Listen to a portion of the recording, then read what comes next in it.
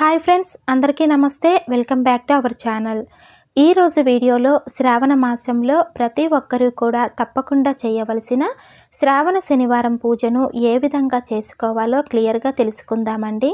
శ్రావణ మాసంలో పౌర్ణమి రోజున వచ్చే నక్షత్రము శ్రవణ నక్షత్రము కాబట్టి ఈ మాసాన్ని శ్రావణ మాసము అని పిలుస్తారు.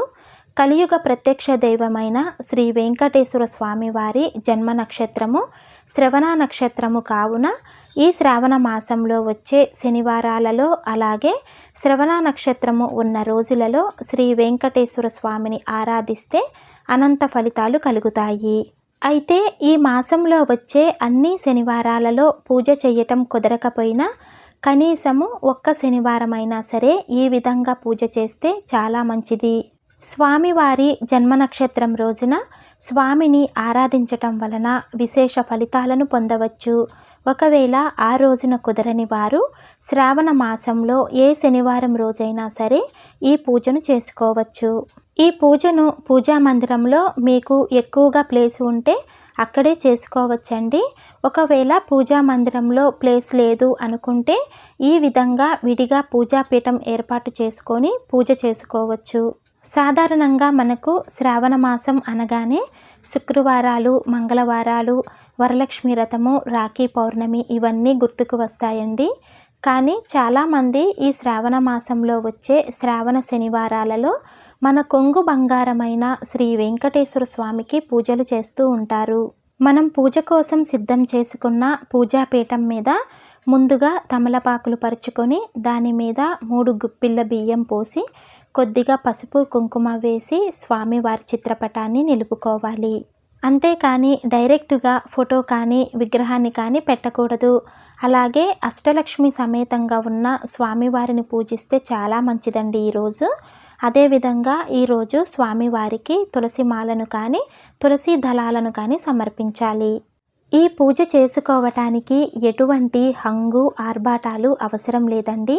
నిశ్చలమైన మనసుతో భక్తి శ్రద్ధతో పూజిస్తే చాలు. శ్రావణ మాసంలో వెంకటేశ్వర స్వామిని ఆరాధించటము చాలా ప్రత్యేకమైనది. ఆర్థిక ఇబ్బందులు, అనారోగ్య సమస్యలు అన్నీ కూడా తొలగిపోతాయండి.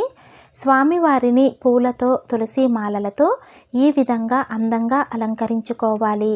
స్వామివారు అలంకార ప్రియులు కాబట్టి అవకాశం ఉన్నవారు ఇంకా బాగా అలంకరించుకోవచ్చు. అయితే ఈ శ్రావణ మాసంలో స్వామివారితో పాటు అమ్మవారిని కూడా తప్పకుండా పూజించాలండి. ఈ శ్రావణ మాసం అనేది స్వామి అమ్మవార్లకు అత్యంత ప్రీతికరమైన మాసము. శ్రీ మహాలక్ష్మి సమేతంగా స్వామిని పూజిస్తే ఆ స్వామివారు కూడా ఎంతో సంతోషిస్తారు. దేవతామూర్తులను పూజలో నిలుపుకోవటానికి ఈ విధంగా 2 రాగి ప్లేట్స్ పెట్టి దానిలో కొద్దిగా బియ్యం పోసుకొని దానిలో కొద్దిగా పసుపు కుంకుమ వేసుకోవాలి. తరువాత ఈ విధంగా తమలపాకులు పెట్టి తమలపాకుల మీద స్వామివారిని అమ్మవారిని నిలుపుకుంటున్నానండి. శ్రావణ మాసంలో వెంకటేశ్వర స్వామిని విశేషంగా ఎందుకు పూజించాలి అంటే శ్రవణ నక్షత్రము స్వామివారి జన్మ నక్షత్రము కాబట్టి శ్రవణ నక్షత్రం రోజున స్వామివారిని పూజిస్తే విశేష ఫలితం కలుగుతుంది. అయితే ఈ మాసంలో స్వామివారిని శనివారమే ఎందుకు విశేషంగా పూజించాలి అంటే శ్రవణ నక్షత్రానికి అధిపతి శనిదేవుడు. శని యొక్క ప్రభావము మన మీద పడకూడదు అంటే ఆ శని అధిపతిగా ఉన్నటువంటి శనివారం రోజున శ్రీ వెంకటేశ్వర స్వామిని పూజించటం వలన శని యొక్క బాధల నుండి తప్పించుకోగలము. మనము ఏ పూజ చేయాలి అనుకున్నా ఎటువంటి విఘ్నాలు కలగకుండా ముందుగా గణపతి పూజను చేసుకోవాలి. కాబట్టి ఈరోజు కూడా పసుపు గణపతిని చేసుకొని పూజలో పెట్టుకోవాలి. గణపతిని కూడా పూలతో అలంకరించుకోవాలి. ఈ విధంగా అన్నీ సిద్ధం చేసుకొని ముందుగా ఏకవత్తితో కానీ అగరవత్తితో కానీ దీపారాధన చేసుకోవాలి. ముందుగా గణపతికి పంచోపచార పూజను నిర్వహించుకోవాలండి. పుష్పం, గంధం, వస్త్రం, ధూపం, దీపం సమర్పించాలి. తరువాత గణపతికి నైవేద్యం సమర్పించి గణపతికి అష్టోత్తరం చేసుకోవాలి. ఈ విధంగా గణపతి పూజ పూర్తి అయ్యాక ఆచమనం చేసుకొని సంకల్పం చెప్పుకొని స్వామివారి పూజను ప్రారంభించాలి. ఈరోజు నేను స్వామివారిని అమ్మవారిని షోడశోపచారాలతో పూజిస్తున్నానండి. అంటే స్వామి అమ్మవార్లకు అర్ఘ్యపాద్యాలు సమర్పించి 16 ఉపచారాలతో పూజ అనేది చేస్తున్నాను. ఈ పూజ చేసుకునే రోజు ఉదయము పూజ పూర్తి అయ్యే వరకు ఖచ్చితంగా ఉపవాసం ఉండాలండి.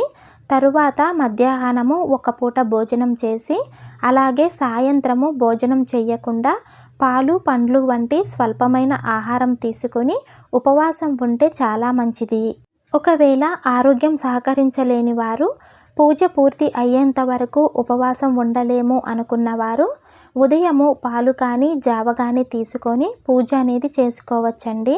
భక్తుల పాలిట కల్పవృక్షము, కలియుగ దైవము, పిలిచిన వెంటనే పలికే దైవము శ్రీ వెంకటేశ్వర స్వామి. ఈ స్వామికి శ్రావణ శనివారం రోజున చేసే పూజలో స్వామికి ఎంతో ప్రీతికరమైన చలిపిండి దీపారాధన ఖచ్చితంగా చేయాలి. వీటి కోసము బియ్యపిండిని, కొద్దిగా బెల్లాన్ని, ఆవు పాలను తీసుకొని చలిమిడిలా చేసుకొని దీపాలను తయారు చేసుకోవాలి. అలాగే ఈరోజు పూజలో స్వామివారి గోవింద నామాలు, స్వామివారి అష్టోత్తరాలు, అదేవిధంగా మహాలక్ష్మి అష్టోత్తరాలు, మహాలక్ష్మి అష్టకము అన్నీ కూడా పూలతో అర్చిస్తూ చదువుకోవాలి. అష్టోత్తరాలు చదువుకున్న తరువాత స్వామి అమ్మవార్లకు ధూపం వేసి దీపం చూపించాలి.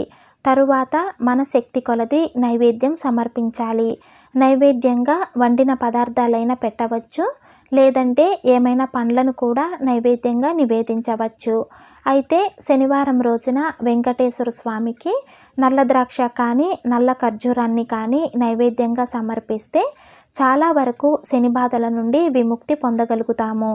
అంతేకాదండి, శ్రావణ మాసంలో వచ్చే శనివారాలు అత్యంత పరమ పవిత్రమైనటువంటి రోజులు, అలాగే ఒక ప్రత్యేకత కలిగిన రోజులు.